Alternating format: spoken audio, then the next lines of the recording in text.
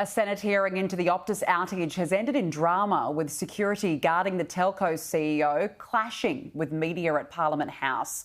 Earlier, Bayer Rosmarin admitted prioritising internal communication over keeping the public informed. As the Optus CEO left after her 2-hour grilling, she was surrounded by security guards and federal police, one aggressively shoving a female reporter. Miss Bayer Rosmarin, do you regret how Optus handled the outage? Please don't push me out of the way. Bayer Rosmarin had just fronted a Senate inquiry demanding answers about the catastrophic network collapse 9 days earlier. I actually do have that, but it's on my phone. If you can give me a second to look. Let's hope it's working. The Optus CEO disputed media reports she is considering resigning. Is it your intention to resign? Senator, I'm sure you can appreciate my entire focus has been on restoring the outage issue. Could I just ask you to answer that question? And it has not been a time to be thinking about myself. Could you address that question?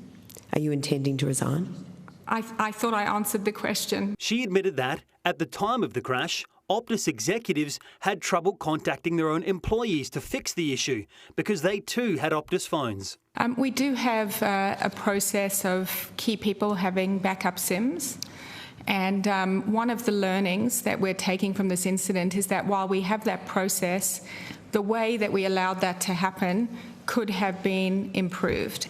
You're the second largest communications company in the country, and you couldn't communicate. Ms Bayer Rosmarin says she chose not to front the press that fateful day until Optus had ruled out the possibility it was the victim of another major cyber hack. You provide a service to over 10 million people, and not just individuals, government agencies, emergency services, businesses, and all they got for hours was a couple of lines that said, sorry, our service is out, we're working on it.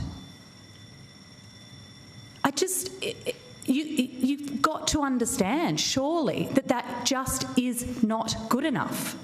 Our performance to have an outage like this happen was not good enough.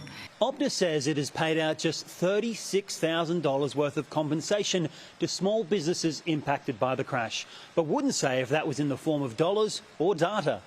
The CEO believes Australia needs to have a broader conversation about compensation when their essential services fail. There is no precedent for telcos or other essential providers covering consequential loss, and we are very conscious that this would have far-reaching implications, not just for Optus, but not just for all telcos, including the NBN, also for other essential services, utilities, government services.